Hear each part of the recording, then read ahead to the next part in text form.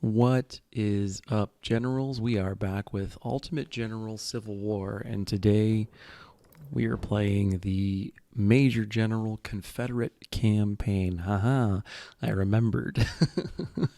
I was afraid I was going to say Union because I'm so used to it. So we are heading into the battle Stay Alert. It's not really a battle, it's like a skirmish or whatever, side battle, leading into the campaign towards Shiloh. So, as a reminder of the ultimate campaign objectives, we are keeping in mind that between now and Shiloh, we need to get to 20 brigades. We don't need to get exactly to 20 brigades. If I end up being 18, I'm pretty sure I'll live. But as you can see, we've got quite a bit of ground to cover. And Shiloh is one of the harder, I would say it's the second hardest battle for the Confederate player to manage their army through. So it's not actually like a hard battle to fight. It's a hard battle to fight in a manner that you don't like lose most of your command in the process, and that's because as an indirect result of the scaling in that mission, you just get hammered by 2,900 man Union infantry and 700 man Union cavalry, and all that kind of nonsense, and it's just a real pain in the ass to keep up. But what we're gonna do is we're gonna try and do some of the things we can to prepare ourselves for Shiloh today, or in this fight. So one of the things that I've read about is that you can sometimes luck out and get a free unit going into this fight. So what I'm going to go ahead and do is I'm going to man my light brigade or light division, so to speak, here, and then we're going to consider these units to be, my first and second division, and then I got to figure out what the 11th unit I'd like to bring up to strength or up to speed in this fight is. The other thing I'm thinking about is what gun do I want to use to replace the Tredegar's that I foolishly lost in the course of the ambush convoy video. And as everyone has noted in the comment section for ambush convoy, it was my misplacement, my mishandling of the skirmishers. Because the AI's retreat behavior is more or less predictable, and you can stack your skirmishers, your detached skirmishers, in a manner that would hopefully help to dictate the direction in which they would retreat. And I neglected to do so, and as a result, they retreated in what was to them the safest direction, because I had so many more units to their relative position south and east. They went straight west, right into my artillery. So I've taken a look at some of the comment sections in our videos, and I suppose I'm kind of locked into the 3-inch ordnance, which is a solid medium range gun, but I'd like to move, if I could, to the Parrot, which is going to be my the Parrot or the 10-pound Tredegar are going to be my predominant counter battery units, and as a result, I'd like to get them up early, because the earlier I can start neutralizing Confederate Union artillery, the earlier I can get the army in a position that it's going to be able to fight more safely. Because one of the things that I'm more concerned about as a Confederate general than I was as a Union general is casualty management. It's obviously a thing you want to be paying attention to in the Union campaign, but you have a nearly endless supply of men, and you have good access to guns, more importantly, from the armory and from rep rewards than really you do from the Confederate perspective. So you really need to protect your assets a lot. So I think we're going to make for our theoretical 11th unit is going to be infantry, as I've got a decent artillery corps that I'm pretty happy with in terms of functionality. The 3 inchers will work as a poor man's medium counter battery unit, and they can get some experience in this battle. So what we're gonna do is we're gonna upgrade the 1st Infantry to the premier infantry weapon of the Confederacy. For most of the war is the pattern 1853 Enfield rifled musket. This is a damn fine gun, and I will happily utilize this thing for most of the war. And what that does is it frees up 1,000 Lorenzes to push on down the line.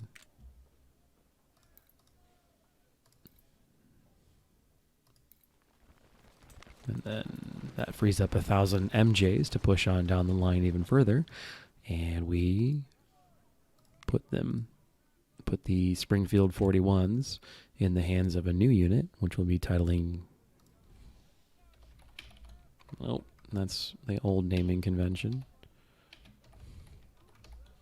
All right. Now there's someone I missed. Yep, there you go.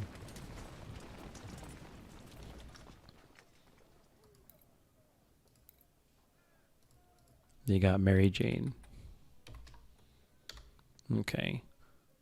Where'd they go? Oh, did I not make... God dang it. I went through all that and then...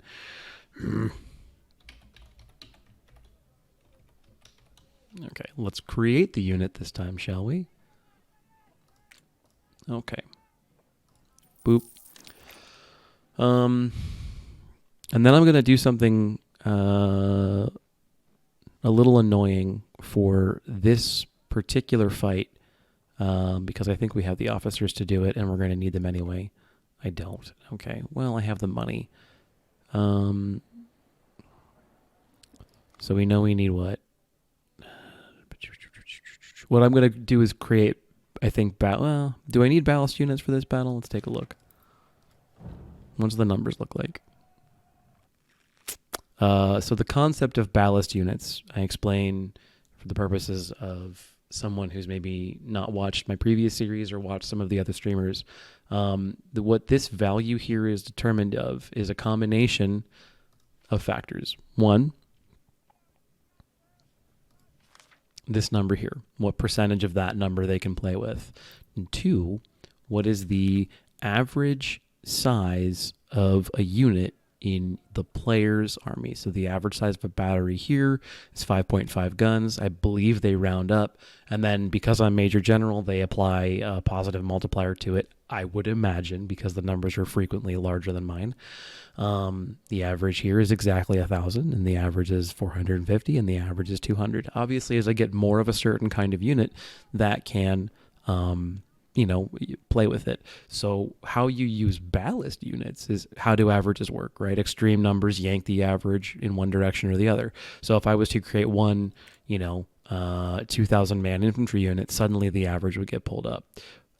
Or if I was to create several 500 man infantry brigades, what would that do to the average? I've got what? Army Org 5 right now. So we've got, we can have 3 divisions of 5 brigades each. And theoretically speaking, if I really wanted to go crazy on this concept, I don't. But if I did, I could open up a second corps and have 15. I could have 15 total units right now. I could have 15 more units of 500 man infantry brigades. What would that do to the average? If you've got 1, 2, 3, 4, 5, 6, 7 infantry units, all of 1,000 men, and then the remainder of your army at that point is 500 man brigades, that would yank the average down. So for the purposes of calculating what the forces are in some of these battles, you can see that it might negatively pull their average number down. Now, as it stands, it's just too much work and I don't feel like it. So we'll just go ahead and go in with what we've got. Let's make sure... I don't think it matters so much what the order some of these things are in. Yeah, we're fine. Okay. Boom. Boom. All right, so it's not Stay Alert. I guess it's defend the supply depot. I could have sworn this was called Stay Alert. Maybe it is. Essentially, we're manning a supply depot here. The map cuts off about here-ish because you don't have the opportunity to fight down here. So the map cuts off about here-ish, and then probably like this is what the map looks like, I'd say. Anywho, we've got maybe half of our command here. They've got cav and skirmishers here, and then later on, infantry and artillery approaches from this direction. So, well, our army has done some stuff and blah, blah, blah, blah, blah, supply lines. Okay, cool. So I'm right-clicking on the units now because I want to have complete control over what shows up in the fight. Now, you can, I imagine, click on Rebel Fiasco and Mr. Henry here, who's running my supplies, but I wonder why you would. So we have to think about, we're only going to get 6 of the, 10 or 11 units in the army in the course of this fight. I don't know how many we're going to get, but we have to take a look at what we're going to get. So I don't want to bring really anything from third division in the opener here. The hussars can come in later and run down some of the cavalry that'll be playing around in this part. Skirmishers for the same. And at this point in time, I can't rely on 8th Infantry to do, well, I don't know. Losses sustained by the 8th would be easier to replace. Yeah, sure. Let's go ahead and have the 8th come in here. We want 1 artillery, I think. So probably the 3-inchers. Yeah. And then the rest just infantry. And then we'll spread some of the experience around. So I'm using the separators here to figure out who I'm bringing. And I like to keep divisions together. If I can. There's not any particular great mechanical reason for that. Spectrum is of the opinion that if he uses his divisions as a group, he can reduce the casualties for the commanding officers in those divisions. And I would imagine that that's probably something the game doesn't really track, but I would imagine that keeping those divisions together probably does a good... did I bring in both the artillery units? That wasn't my intention.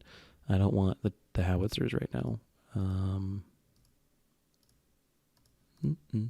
I would imagine, and this is a guess again, that the lack of division commander death that Spectrum is running into when he keeps his commanders together is a factor of the fact that he fights very well. He's got a very methodical style that functions to keep his casualties to a minimum, and secondly, the divisions, the risk of casualties rises exponentially when units are in a weakened morale state. And when a division fights together, its flanks are usually covered. Like take a look at this formation. These 3 are going to be great because they're going to all feel mutually supported. But if this guy's off by his lonesome, I mean, that's just kind of theoretically what happens. I don't know. I have no idea, but I do like to keep divisions together just because then I can click on when I get all 3 of the divisions together, I can just click on that and it'll highlight everything in 2nd division, and then I can click somewhere and give a bandbox order to the entire division. I have thought about in the past giving division structure, and I know some of this is straying away from the battle. So if you're new to my channel, and first of all, welcome. I mean, I'm really excited to have anybody watching my stuff, but I adore this game. And any content, any game that kind of scratches a similar itch. So I had briefly debated trying to play Scourge of War, and I downloaded the demo from Slytherin, and it just kind of wasn't my thing. So, I'll be playing other things. Anyway, I also talk about kind of why I'm doing what I'm doing or why I like to do certain things. And I want to talk about playstyle a lot in the channel. So there are a bunch of streamers who do this game, and a lot of us play very differently. So I want to highlight when I talk, the way that I play this game is not the only way to play this game. Let's get into the battle because we're at 13 minutes and I haven't done anything. So anyway, I like, for the purposes of keeping things easy, you can select the entirety of your core or any subunit within it, and I like to use this bar down here as much as possible. There are some things as far as commanding more than one unit at the same time. Like, I'd love to be able to select, like, maybe say control click 1st division or something and only get the infantry and nothing else, or shift click and only get the artillery, or space click, or I don't know, alt click or something and only get the cavalry or something. But that's a thing for a future game. I'd also love to be able to create control groups, kind of like you can do in Total War. And I'd love to be able the ability to like lock in a certain formation Again, a la Total War, but beggars, choosers, and all that kind of thing. I do realize that Game Labs is a markedly smaller studio than Creative Assembly. So let's jump into things, and we'll talk about kind of what the objectives are for the army in this battle. Let's first of all figure out who's got what and where I want them. Yep, those are all fine. Those are the beater units, and then these guys are good over here too. That's fine. All right. You. I want you where? Garbage canister, pretty good medium range, not so good at long range. So we want you somewhere where you can do the most work here. Right about, I think, there, actually. Yeah. Yeah, because if I'm doing my job right, most of the fighting occurs right about here in this range. Okay, so that's a good place for them. So if I'm doing my job right is usually the first, like, oh shit sign. All right, let's jump into things. We'll pause and we'll initial there. So yeah.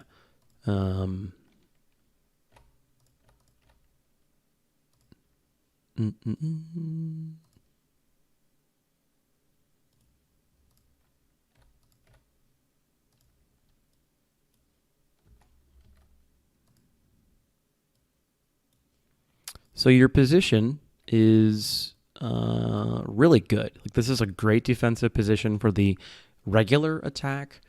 The regular attack that comes from the Union here is really nothing that's going to ever give you trouble if you deploy your forces even a little bit correct. Where this map can start to cause issues is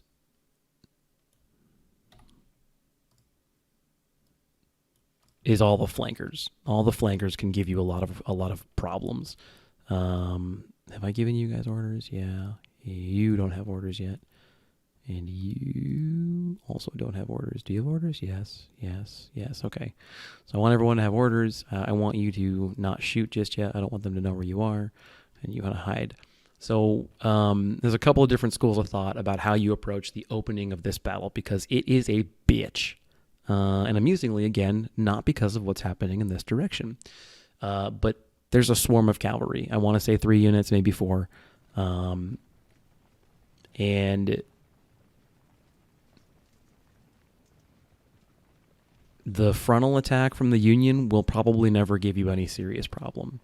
Let's take a look. I want to just confirm that the medium range arc is about where I want it.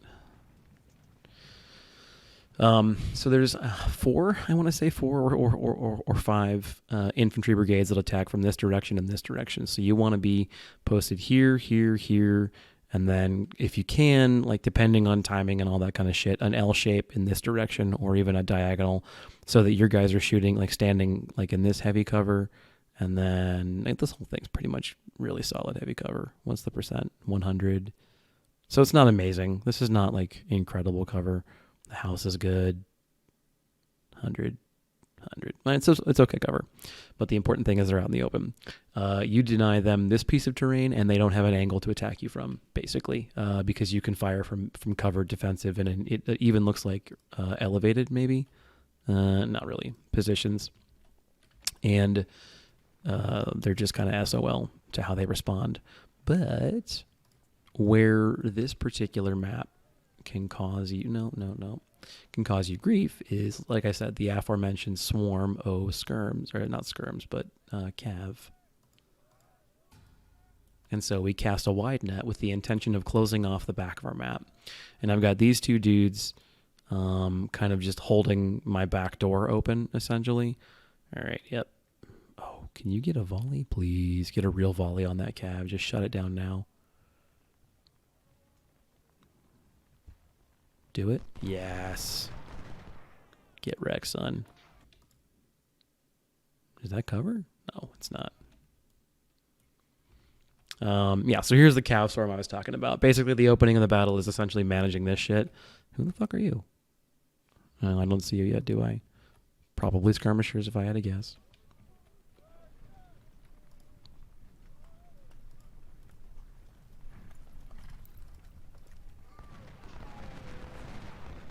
Yeah.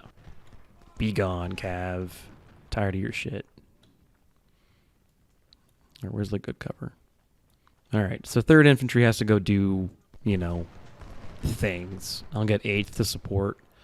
And then these dudes are just here to keep them kind of honest. And I really, I'm going to care more when I have more things on the map. But at the moment, what's your range? I mean, you're poor solid. I get that. But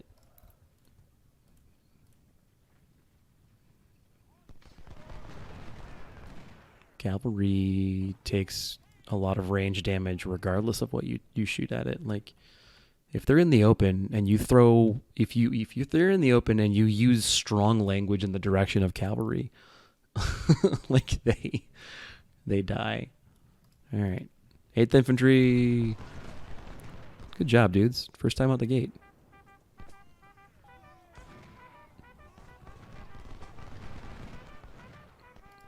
Here's the main thrust of their attack. All right, so as you can see, 1800 versus 840.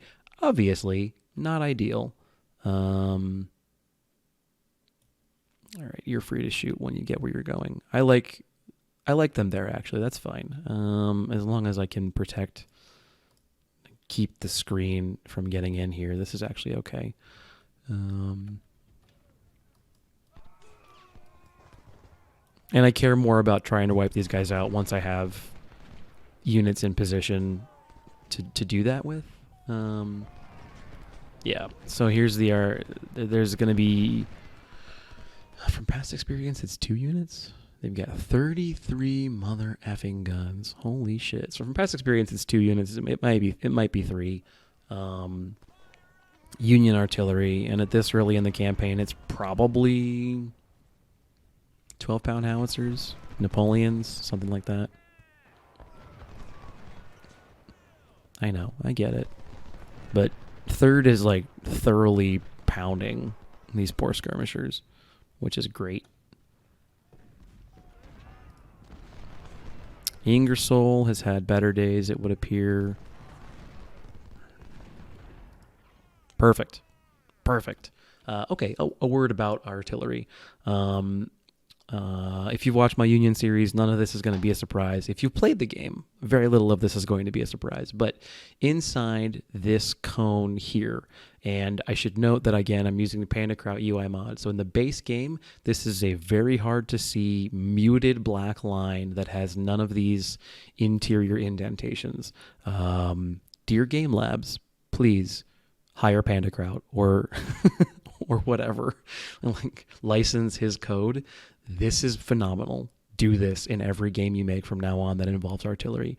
So inside this inner cone, you're going to fire canister. And this is roughly the same range as infantry-ish. Not perfectly, but ish. So be careful, because in this range, they can probably fire back. Anything in this range is going to be, what does the game call it? Shell. So shrapnel or shell or, anything like that where the round explodes in the air, either before or on impact. And this is where the 3-inch artillery shines. And then anything in this outer range is going to be traditional, what you think of when you think of a solid shot. In an ordnance gun, it's going to probably be more of a traditional, it's just a big bullet. But in any of the smoothbore guns, I think it would have been a round ball. You get the idea. It's just a hunk of metal going very fast. And at that range, you like the Parrott guns, you like the rifled guns, generally speaking, but not the 3-incher. In this range, actually, you get a lot of good work out of some guns and not so good work out of others. And then obviously the real carnage is in this range. So it's why when you watch me play, you're going to be seeing me put my artillery right on the ass of the infantry if it's the kind of gun that can support that sort of work. Now, the 3-inch artillery, or the 3-inch ordnance, which this game calls a 10-pounder ordnance, which is not what anyone called it, so I don't know why it's titled that in this game, will not do really well at the canister range. It's phenomenal in this range. It's workable, but not great in this range. So this is where I would like to keep this gun, if at all possible. This is the sweet spot as far as I'm concerned. You need to know your guns and figure out what their sweet spots are. Anything called a howitzer or a Napoleon does just gangbusters in here. The 6-pounder is actually okay here, as is the 12-pounder for the purposes of the gun being cheap or free. And sometimes more guns is better than like fewer better guns. So because you get more units and more experience and that kind of thing. So anything like that, we'll do gangbusters here and do workable here. And then there are guns that do really great out here, and you need to keep a couple of those in your finger quotes here back pocket for the use of counter battery work, which is to say my artillery shooting his artillery. Especially as this game progresses, you need to be doing that, because you're going to be up against some pretty killer artillery sections, and if you don't, you're going to just watch your command melt in front of your eyes. Go watch my Gettysburg campaign, or Gettysburg battle video from the Union campaign. I watched an entire like 2 brigades just melt, and I had no idea how to counter it. So counter battery work is vital.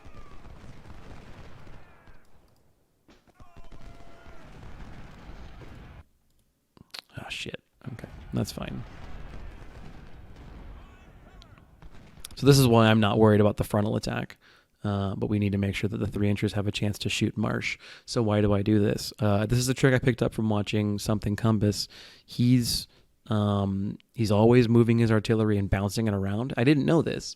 So when you shoot artillery, it applies a slight morale, which is this stat here, slight morale penalty to the unit. It almost does morale damage in addition to the actual kills inflicted. And the AI determines its willingness to launch itself into melee or launch an attack based predominantly on the morale stat, or the morale condition of the unit. And if it's been recently shelled, it's less likely to charge. And the number one thing that screws up your battle plans in this game is these monstrous units launching themselves into melee. So anything you can do to limit the efficacy of or willingness of the AI to charge into combat is a good thing.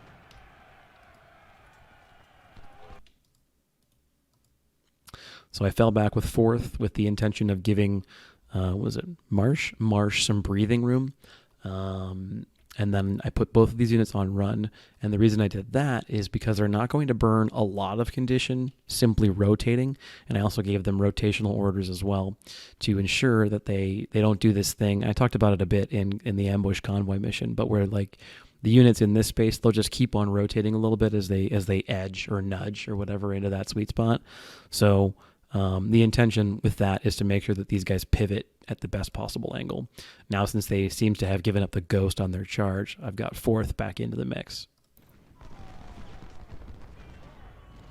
And 8th and 3rd are doing some great work down here, just keeping this shit locked up. And I'll worry about killing this stuff later. I do realize I'm getting pretty herky-jerky into my presentation, so let's get into the fight. Excellent. Great work. And we have our first unit coming from the south. And so now things get a little dicey because now I've got too many things to keep track of all at once. And these brigades require me to pay attention. So more and more forces are going to get pulled away from the cavalry down here. And this is why this mission's difficult, because alone, these aren't a problem. Alone, those aren't a problem. The Union has a wonderful position. They've done a great job continuing to probe and try and find my flanks. And this position's wide open and hard to defend. So it's one of the things I think makes this mission really fascinating and interesting, is the way the game doesn't give you enough resources initially to fight off the foe. And how do you balance that? How do you keep all the plates up in the air at the same time? You get reinforcements, but they don't come in what I think is soon enough.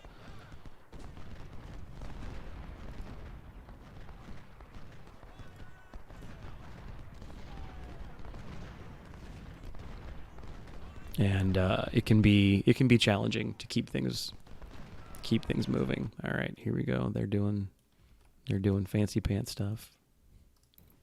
And this is an indirect result of the fact that 8th is not here backstopping these guys. So the AI is like, oh, we have our opening. Although, look at poor Johnson here. He's having a bad day.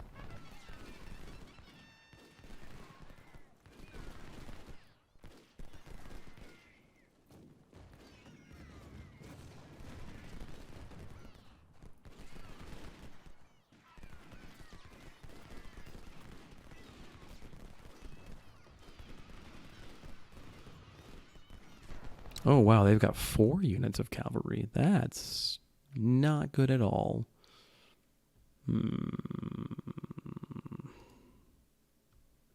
Reference earlier discussion about finding a hole in your line.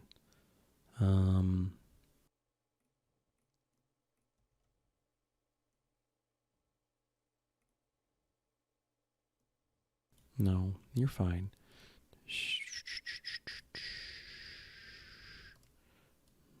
Yeah, no, get right up on Fourth's butt and see what you can do. All right.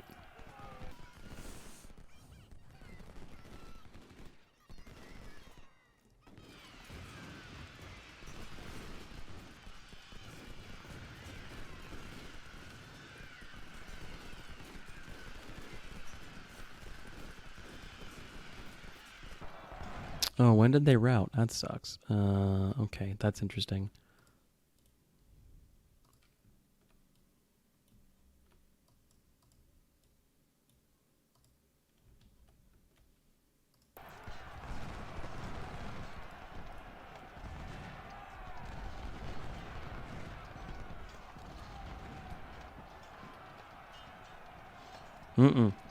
Hey, you need to focus on that. I get it. That sucks. I'm not a fan of it either, but we need to fall back.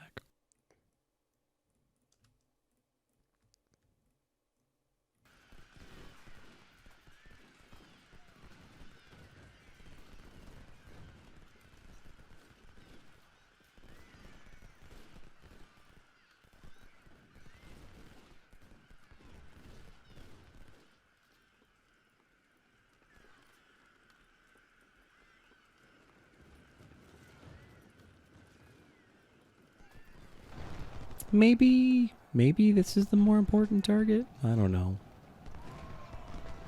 Don't ask me. I just work here.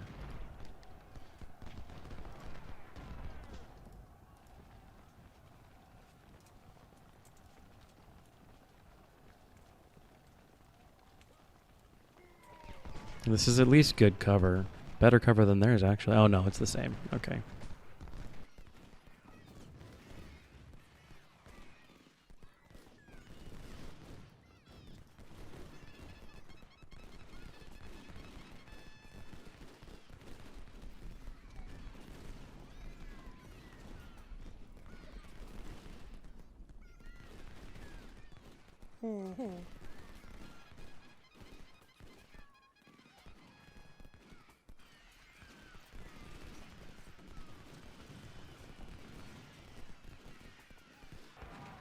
There you go. Be gone, Johnson.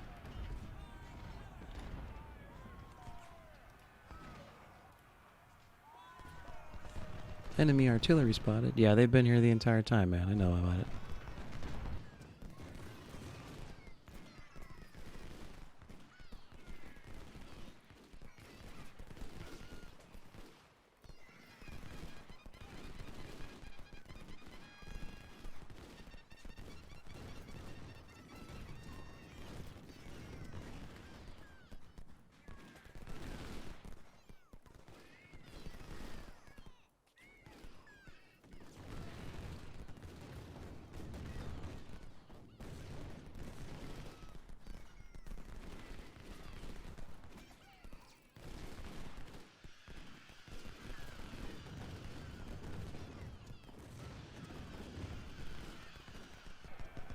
Oh my god.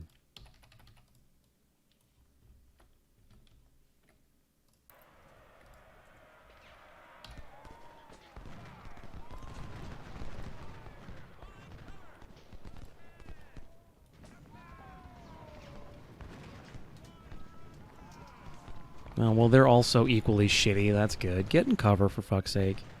If you're both just going to stand there like idiots and staring at each other, that's fine, but do it in cover. And you're not rear flank. Shut up. Stop whining.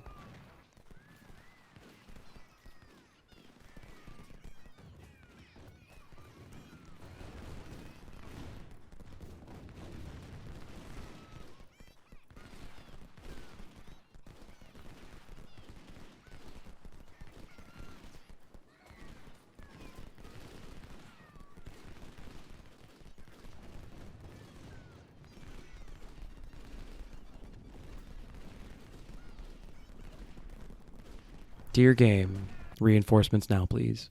This is getting annoying at this point.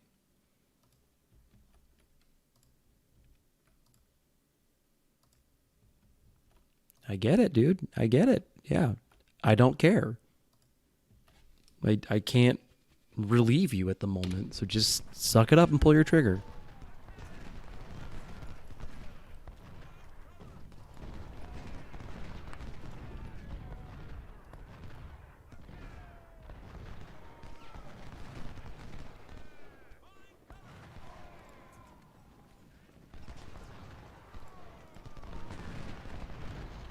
Good job, artillery. Fucking saved 6 bacon, that's for sure.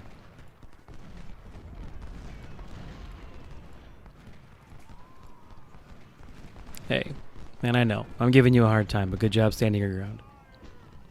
Yeah, again, you're still not rear flank, so shut up.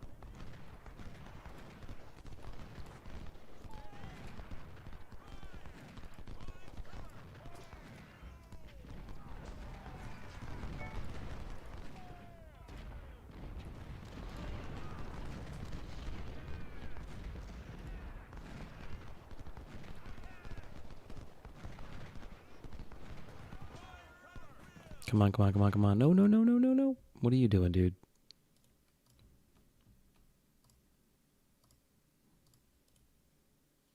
No. All right. Volley. Get it. Get it. All right. Back to what you were doing. Back to your regularly scheduled infantry slog.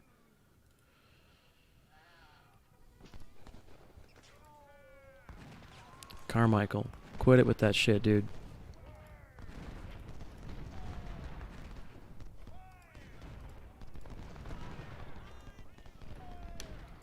Like, it's just annoying.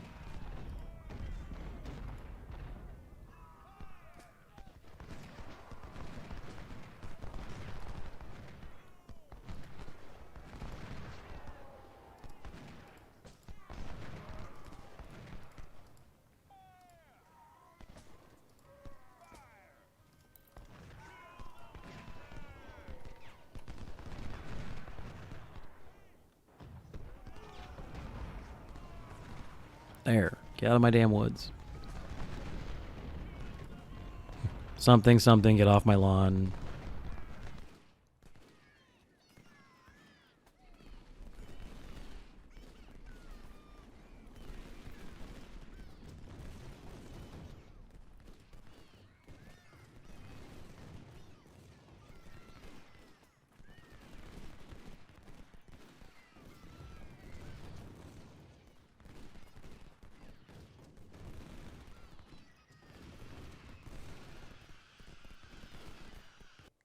Fucking finally, dude.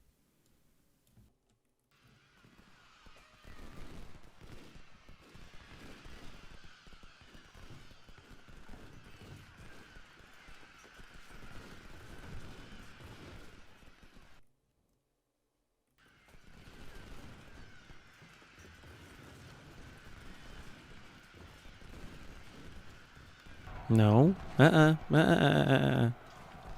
Get the fuck back in cover. There you go.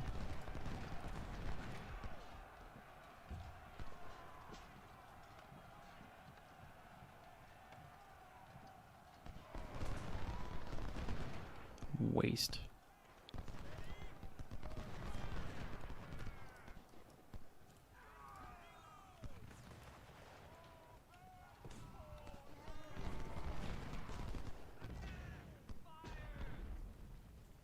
I'm just gonna let it happen?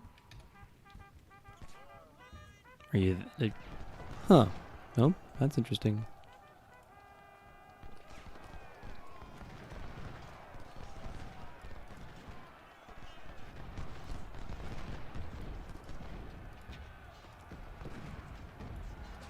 Sucks about your luck. Get back in there.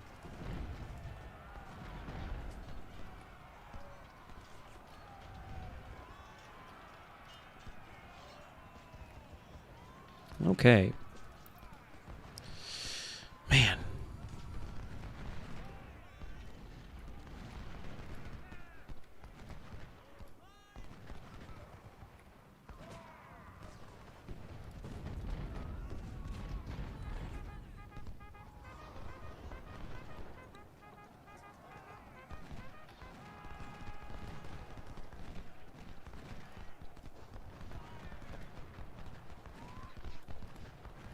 One down. Thank Christ.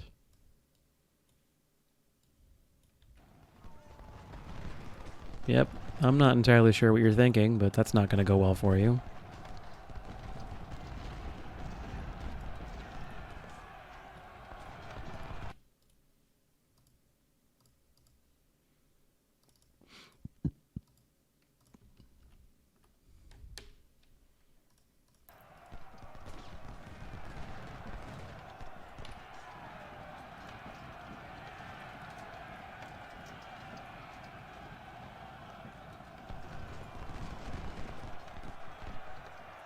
Yeah. How about you get wrecked?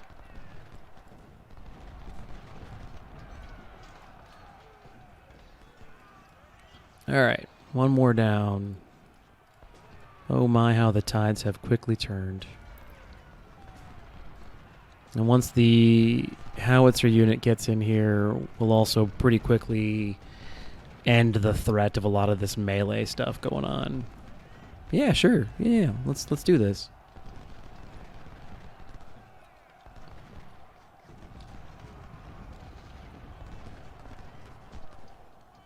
Bye.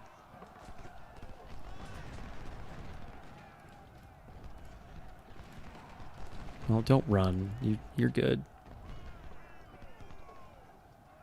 Like one good volley, and you should probably just. So one good volley. One good volley. Anytime now. Okay.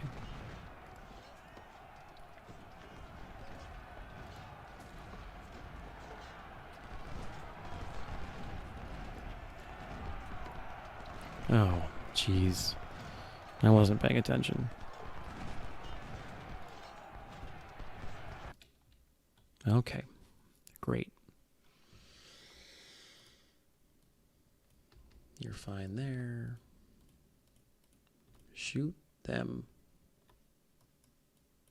No. Wide front. Remove the threat. Shoot them.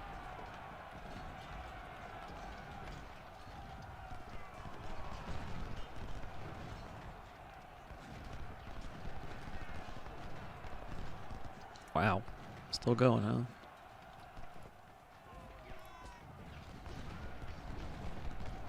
Alright, again, back there. Don't run away.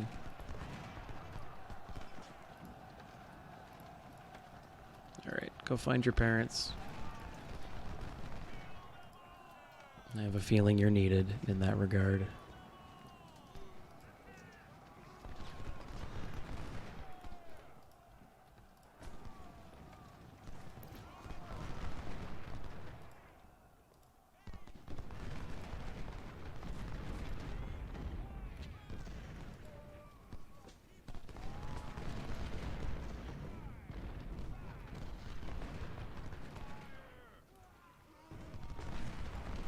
What part of go over there did you take to mean anything else?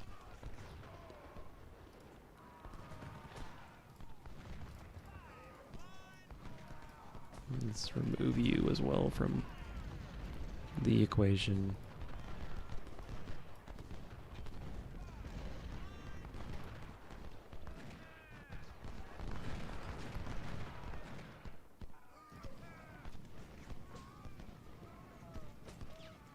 And here is the 24-inch howitzer making its weight known. I think it's gotten off one volley and it's already done. Shoot, alright, that's fine. Oh god. Let's play the chasing game. Nope, I don't feel like playing chicken with a brigade. Wow, we're just gonna keep doing this, huh?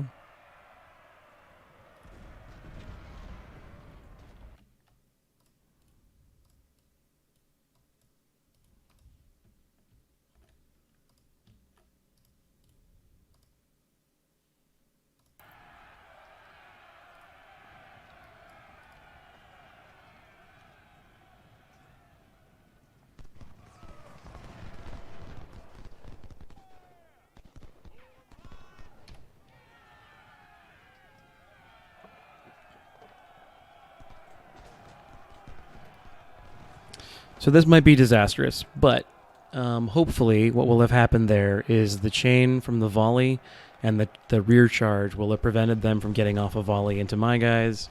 And I think maybe that gamble may have worked, because I'm going to tell you right now, that was a huge gamble. But yay, we may hopefully be able to almost button this flank up about friggin' time. Are you done? I mean, I get it. I absolutely get it. You're at half strength. That sucks. You were in the shitty position. It was your turn in the barrel. It was your turn in the proverbial barrel.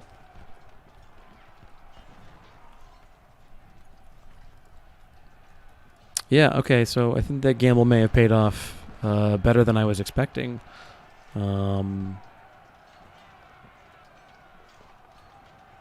I don't know how much longer to run this for before I break contact, though.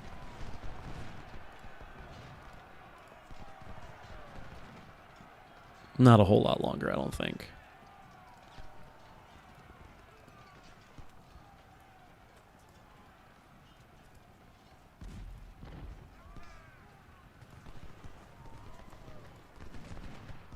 Are we done? Are you done? Can you just be done?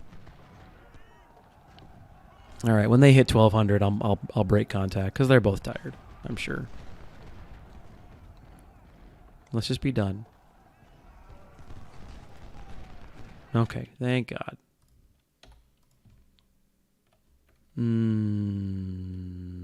What do I want to do with sniper skirmishers? Yeah, that's the best place for you.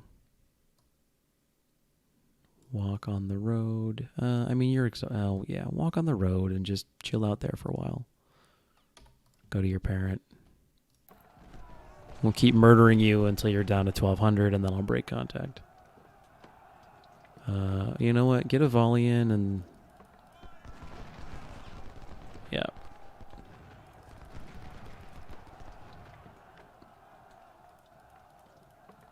All right, come on.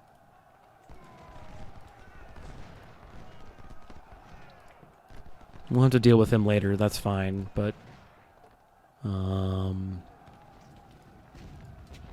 that's something I'm fairly sure we can do without a lot of difficulty.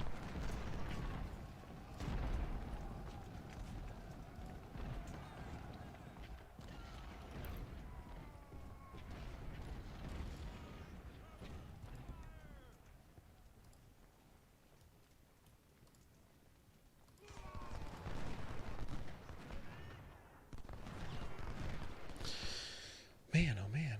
I think I've played this battle at Major General like 3 times, and it's seriously never gone the same. Anytime.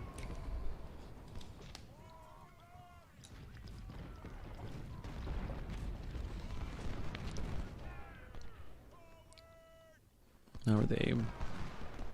They still got plenty of dudes, too. You know? They got plenty of guys.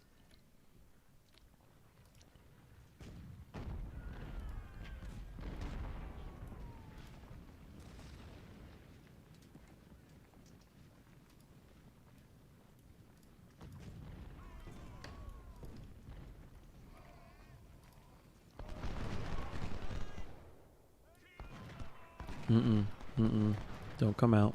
That's a mistake. They will come to you.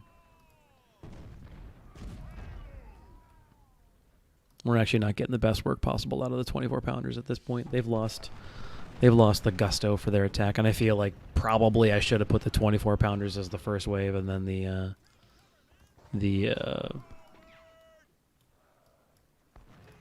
ordnance guns as the second wave, but oh well. So yeah, it's markedly easier now, as you can imagine. We've dealt with their cavalry, we've dealt with their skirmishers, now there's just the attack to the front, and there's now depleted units. Now, admittedly, mine are depleted too. Don't think that I'm getting out of this thing unscathed, but...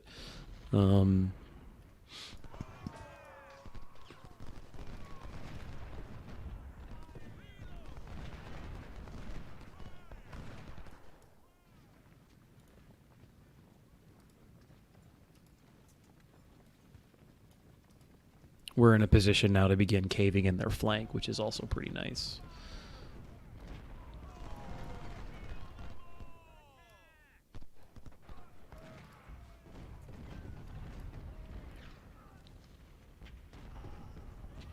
And now I'm going to go looking for artillery.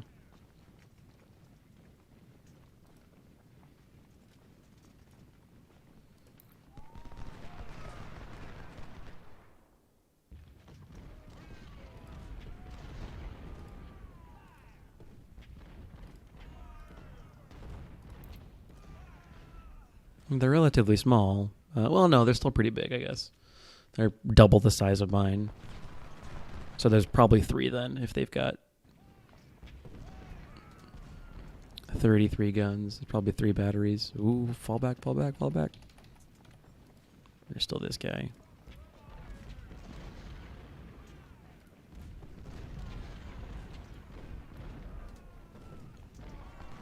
Don't shoot the supply. Yep. Oh, here you are. How are you doing, sir?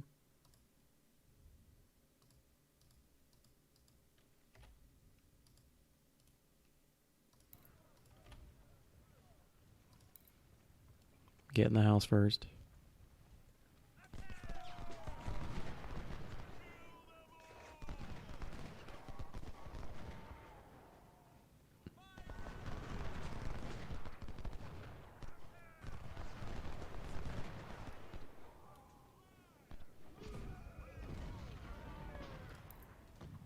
All right. Now proceed to slug match.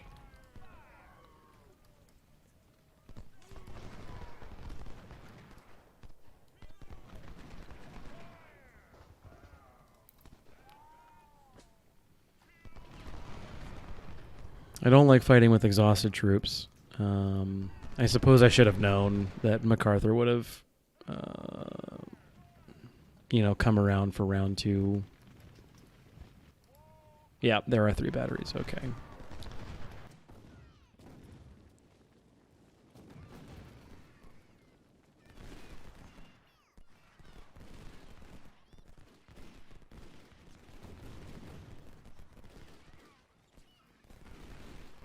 Feel free to just keep on shooting. Just do, the thing that I brought you here to do. Feel free to keep doing that.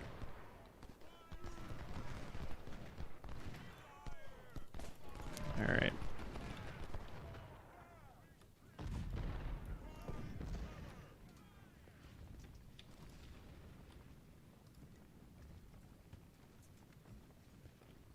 So I don't actually know how long you have as far as the time to fight this out, but you totally have time to wipe the entire Confederate or Union command. Yeah, dude, just chill out in your sweet new farmhouse. Oh, ooh, there's 2 supply wagons. Ooh, I didn't know that.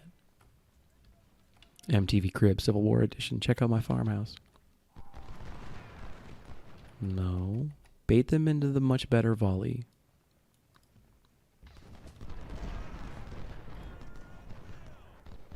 I think we're almost ready to go on the offensive.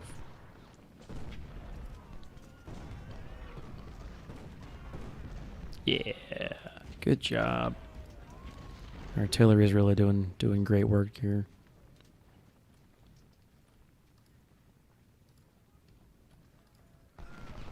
Now is when you attack. I should pull them out.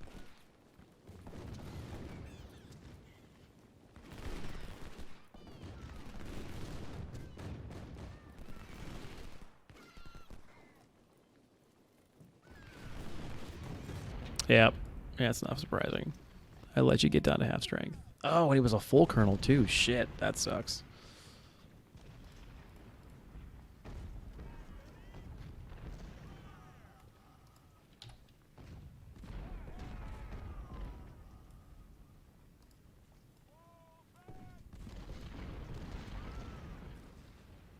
Has he decided to give the ghost and just call it a day?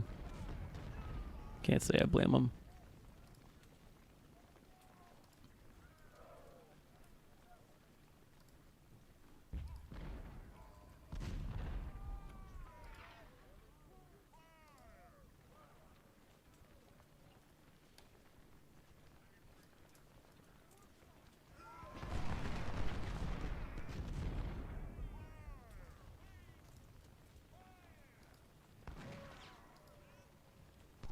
Nope, he's coming back for some more. You have to credit his tenacity.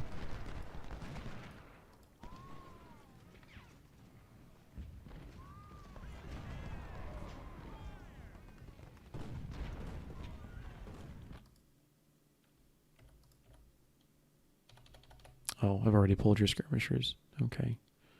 Where are the skirmishers from the 5th? What are they? Oh, get back at your parent then.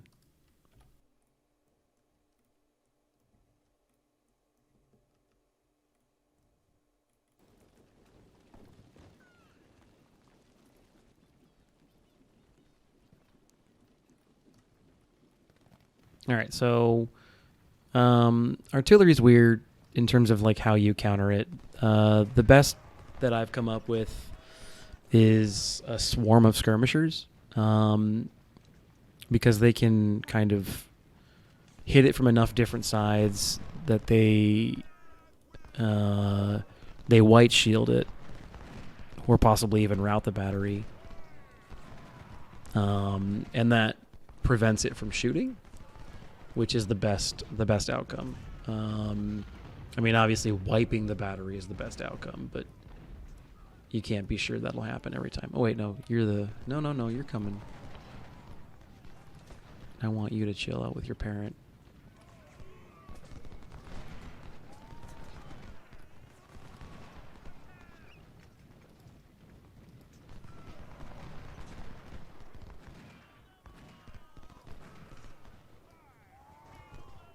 And then you want to, like, hug... There you go. You want to hug that river, or whatever it is, the body of water. You want to hug that.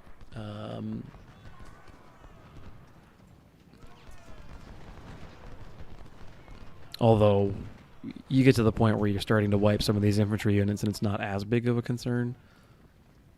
Yeah. Oh, I realized I'm still in slow-mo. Okay. Oof. Okay. Well, back to your parent.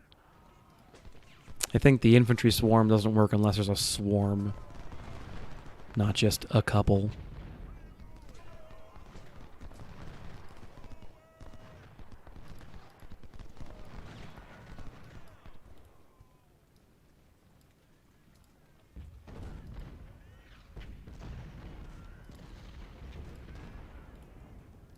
I suppose a running battery could do it, or running brigade could do it too, huh?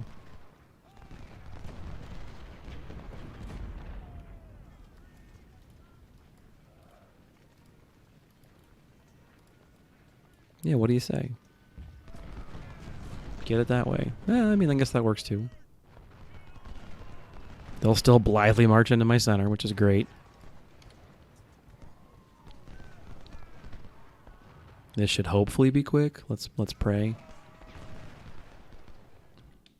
Anyway, let's continue to cast the net wide.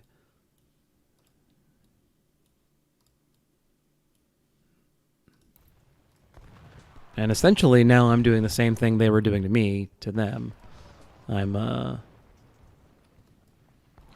pressing on all of the flanks with more units than they have to defend with. Yep, there's one down. There's the other one. We want to just keep shooting it? Yeah, that's fine.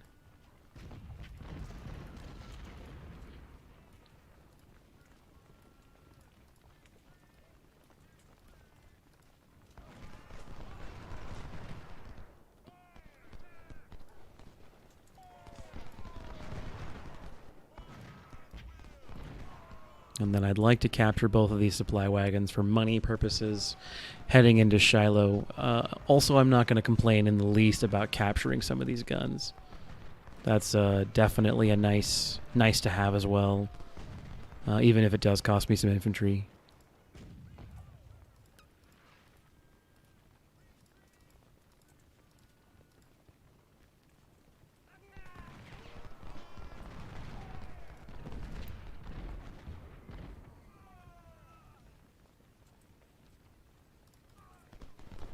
And now we charge.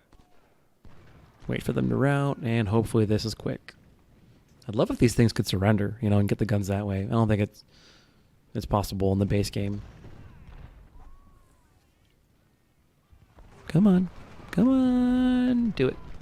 And you're good. All right, good job. Find your parents. I don't need you anymore. And you can probably stop running. Yeah, just keep on whittling them down.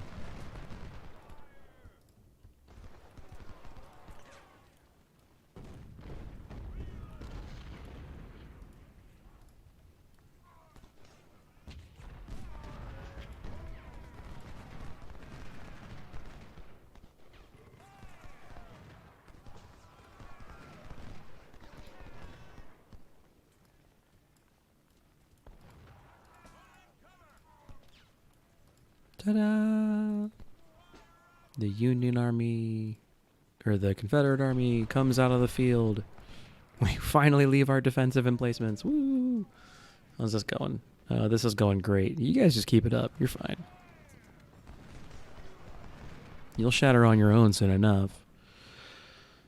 Last time I did this, everything got pinned up in this corner over here. Like, I don't know what to tell you as far as this battle. This is definitely one of the ones where you got to be on your toes and just kind of react to sort of what the battlefield tells you what the situation is, because you never know. It could be anything, it seems like. All right, cool. So I think we're probably in the cleanup phases. There's not a whole lot of, individual or interesting decisions to be made yet or anymore. It's just kind of running them down and not being stupid about where I place my guys. Are you tired? Not really. Cool.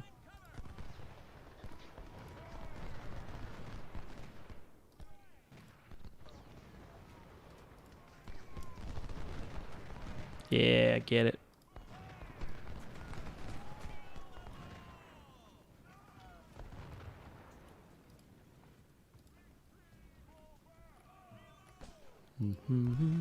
Come get those supply wagons. Scoop them up. The Hussars are doing great today. This is a really good battle for them. And it's all about being careful about how I use them and making sure that they're a supporting arm. The infantry is definitely the main focus, and everything else is there to make the infantry's job easier, faster, or more efficient. Oh man, that was great. Good job. Yeah, man, look at that. They've been here for like a third of the battle, relatively speaking, and somehow they're almost caught up in terms of kills inflicted. That's just the power of the howitzer. It's awesome. All right, make it happen. Let's end this thing. Boop. Now they're in the woods. They're not going to be as effective. Okay. Come on. Uh-oh. This might be one of the ones where it ends up over here. Let's go ahead and nip that in the bud. Are you running? That's fine. Okay.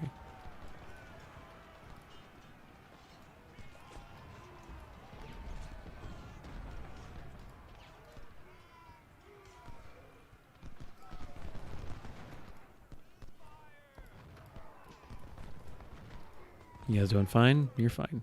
Okay.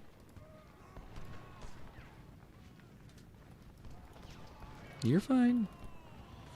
Just wait for them to expose their wagons. They're not gonna, probably, but you never know. There's one. No, can't really get to it.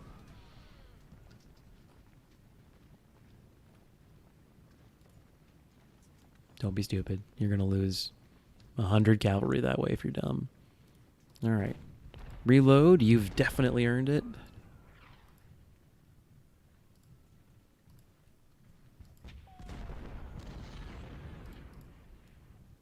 And we'll continue to press. Let's see if I can't. It's one of the easy ways that you can kind of like, without really having to pay attention, get one of these supply wagons is just charge a detached skirmisher at it.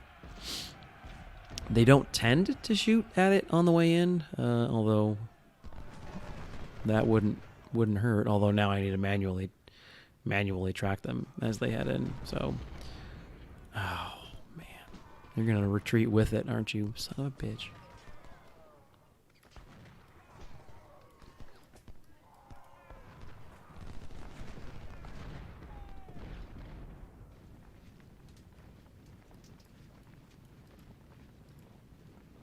I didn't know I had you on run. My bad. All right, just get that and then pop back out if you can.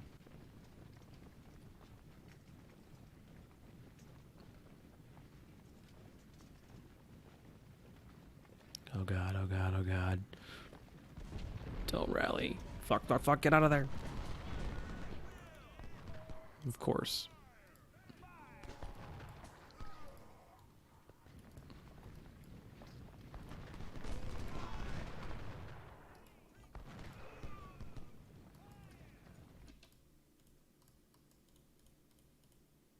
What do I want you to do? Actually, this one looks like it's probably exposed.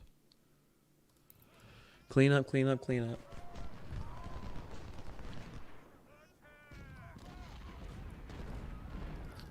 Then that means that one's exposed.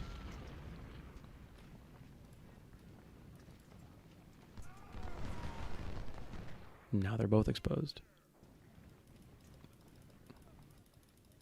Run, run, run, run, run. Yep, that's fine. Okay. Do, do, do, do, do, do, do. The more opportunities I have to form a unified line, the better. Man, my core has gotten beat up. Oh, don't no guns. Come on.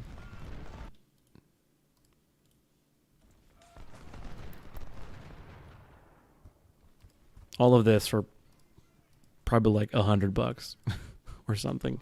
What did I just say? Oh, you okay?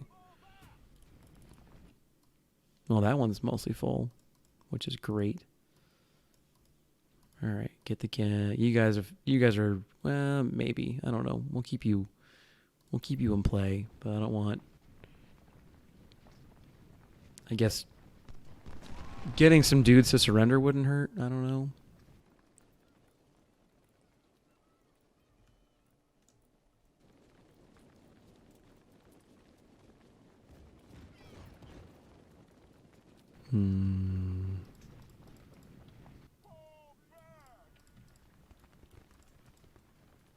Come on.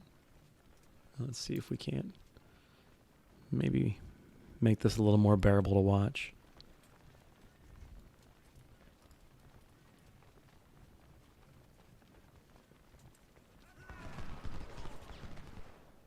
Poor MacArthur. He's just having a rough day of it, huh? Yep, I'd say so. You know what? Let's put him out of his misery.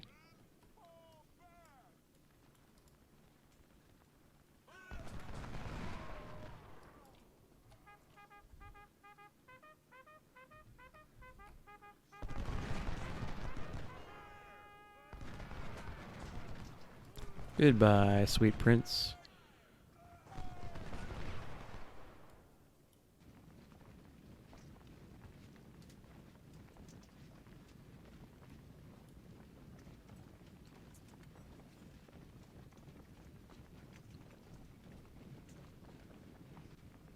It's funny. I think sometimes you capture the cavalry in this corner. I don't know if this is the intended hunting ground or not.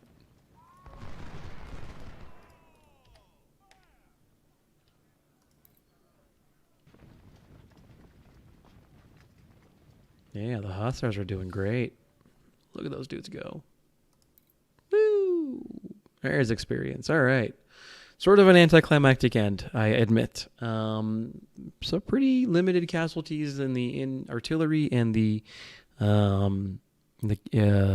English is a difficult language to speak, and yet my primary language. Limited casualties in the cavalry, limited casualties in the guns, much heavier than I'd like in the infantry, and I don't think I have a lot of medicine yet. However, complete and total Union destruction. So huge kills on the cavalry. Couple of probably the guys who work for the supply wagon captured. A lot of guns taken out. I mean, I killed all 33, but I guess some decided to leave. And then the shattered units as well. So definitely, okay. I'm okay with that. Oh, nice. Lots of good promotions too. Bristow's a new general. Denison's a new general. That's always good. A bunch of actual legit colonels, which I can probably trade down to the new units to give them 1 star as well. Let's take a look what we captured. Money, which is never a bad thing, and a bunch of smoothbores, which is a medium thing.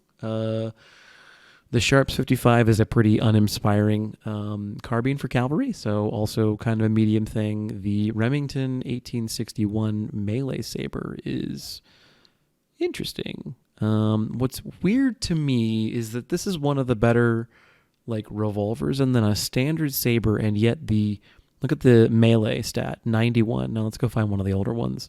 This is one of mine that I currently have. Melee 100. You're not using these units to shoot shit, and yet this is somehow worse at that roll. Whoa, hey, we got a parrot. That's great. Ooh, that means I can probably stand up a parrot unit before Shiloh. That's excellent, because I've got 4 in the armory. Hell yes. And then just a bunch of shit recovered, which is always a good time. All right.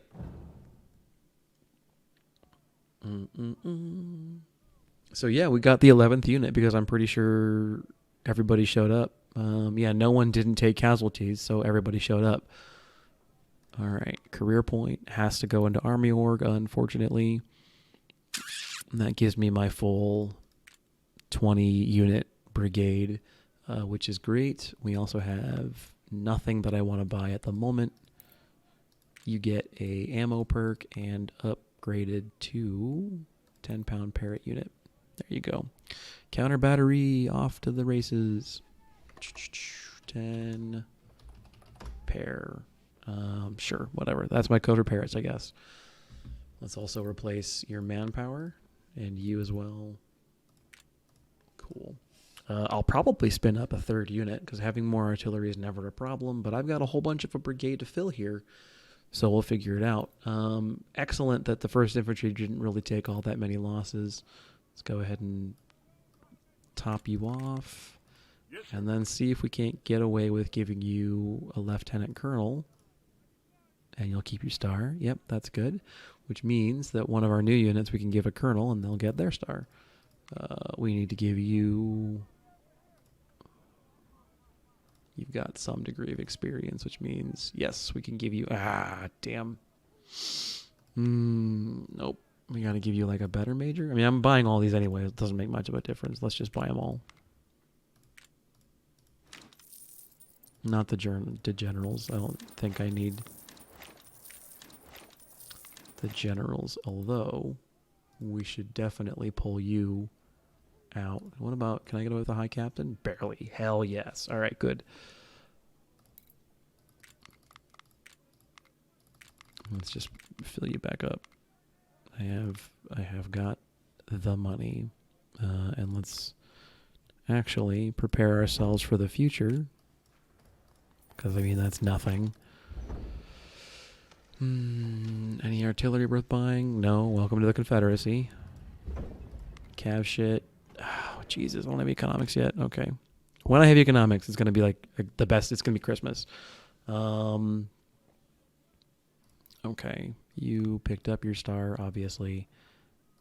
See if we can't do it back to full with rookies. Yes. And there's a major in there. Perfect. Wonderful. Sometimes the Confederate campaign is, in fact, too easy. Up to 500. And I don't mind losing the stats we've lost there. Yes, we lost some stats. Okay, fine. But again, these officers level up based on the stats that the units they're commanding gain, and I can't raise an army if I'm not lifting stats. Efficiency, what's the deal? Officers rank too low for the size. Okay, that's fine. I get it. That's still a major. What am I doing? Efficiency penalty still. Okay. Maybe I suck it up. I don't know. We'll see. Definitely seeing if I can't stick. Yep. I like that. That's good. Generals commanding divisions. is good. So what I'm doing right now, the reason I'm playing with officers like I'm doing, these units already have stars, and they have enough experience that if I change them to a lower officer, they'll keep the stars. That's important. However, a colonel, well, let's just illustrate the example. So you have a brand new unit. Let me see. What am I going to give you? Oh, we'll make one of these the beefcake units. Yeah. So I talked about in my other video at the very end of it what my plan for Shiloh. I'd like to make some beefy smoothbore units that are just intended to kind of just be grenadiers. So we're going to go ahead and try the experiment. We're going to give you like the lowest colonel I've got. All right. 2,000 men. This is a big unit. We're going to go ahead and we've got enough palmettos for one of these units. We're going to try this out. Is it going to be a 1-star unit? Yes, it is. So that's exactly why I'm trying to free up colonels, because the Confederate recruit plus a colonel equals a 1-star unit, which is like 2/3 of my union strategy is simply taking your shit recruits and keeping them alive long enough to get them to the point where they're 1-star. And here we are, fresh into the Confederacy. These are 2,000 raw recruits. Bingo, bango. They've got a star. Spelling is also hard. Oh my goodness. Oh boy. So I apologize for being like just completely wiped. I'm in the middle of finals and I'm in the middle of finals prep. This is probably the last video I'm going to do for the next week or two. I'll try and get Cold Harbor done over the course of the next weekend. But this is likely it for this week because I'll be doing a lot of final presentations and everything else over the course of the rest of the semester. So anywho, 9th Grenadiers. The reason I did that was an example of why I'm trying to free up as many colonels as I can so that the rest of the army can be, as prepared as possible for the mess that is Shiloh. We'll go ahead and pull these guys down. Oh, we need to create there's the other general, I guess. So this is actually excellent. I'm actually really happy with the way that the army's coming together. We're heading into Shiloh, and every division is led by a brigadier general. Tom Jackson will eventually have his own corps, or Joe Johnston. We'll see, depending on kind of who shows up. And then I'm able to free up. Oh man, I don't know if we're gonna have enough officers. I've taken quite a few losses. Can you be a major? Can you be a captain? It takes an efficiency penalty to do it. We'll see. I may have to suck it up. We'll see. We'll see.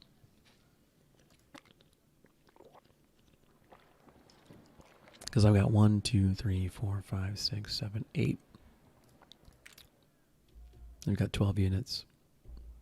And with these in play as captains, and I'm going to want to do another battery, I think. So I can use another captain, I'm pretty sure. Yeah, I can. I'm going to have, I think, one extra, so I'll be able to replace one of these two. But I'll do all that off camera. You don't need me to take a look at the camera, the camp video. Note, however, my intent is to have 2 grenadiers, the remainder, the traditional line infantry units, probably a 2nd cav unit. We'll see. And I think some of these times I'm just going to suck up the efficiency penalty because I have to expand the army at a speed that I'm like ill prepared to do with the resources I have. So basically I probably need to suck it up and buy these generals is probably what I'm hearing, but we'll see how the cash flow works. It's also not terribly ahistoric because every single soldier at Shiloh bar, I think a small contingent in the Union side was totally green. As far as I know, nothing of Polk's Corps and nothing of it's not Grant. It's the guy that Grant saved. Whatever. As far as I know, the battle was basically entirely green because that was a different theater than what happened at Bull Run. So I don't think there was any crossover of veterans from the one to the other. So yeah, um, let's talk about really quickly takeaways before I head into Shiloh. I'm really happy with this plan of using rookies until either it costs me a perk or I hit my cap. Right now, my cap is 1,000, except for grenadier units. This is gonna suck. This is gonna suck. Ooh boy. But it's the Confederacy. Ow. Yeah. Yep. But you're playing the Confederates, so you don't. I mean, the stats aren't terrible, but this saves me just stupid amounts of money, and their stats are fine. One of my big kind of conceits with the Union campaign is positioning, weapons, and the proper utilization of your troops matter more than stats. Stats are nice, stats are good, but good guns in the hands of soldiers who are in good positions matters more. And I'm going to continue to try and test that theory through this campaign. That's at least partially what I'm trying to prove, not prove, but show. Now I may need to decommission the MJ&Gs because I just don't have many of them. So that might be a problem, although not at the moment. It looks like.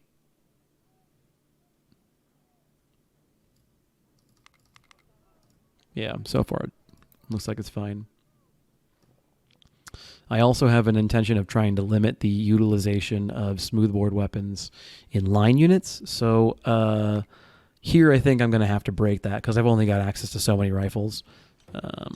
Yeah, so from the Lorenz on down, I've really only got the Lorenz and the Mississippi in any kind of number. I suppose I could stand up 5 brigades of Mississippi units. It would cost me a lot of money, and I'm not entirely sure it's worth it. But we'll see. We'll see. Anywho, like I said, I'll do the rest of this off camera. But here's the army, at least as it's ready for. Yeah, Jesus, these guys are like barely 1-star units. Whoo! Here's the army as I get ready for the prep for the Battle of Shiloh. But without further ado, I hope you guys enjoyed the battle, and I'm pretty pumped to get this thing all built up and get rolling. The campaign, as far as I'm concerned, like really kind of opens up and becomes fun after Shiloh. So this is all the kind of build up and all that kind of thing. But like I said, it's gonna be a week at least before I really do anything. I'm just I'm hammered. I'm getting hammered. So. Yeah, looking forward to that, and I will see you in the future. But this is Fiasco for the meantime, signing out.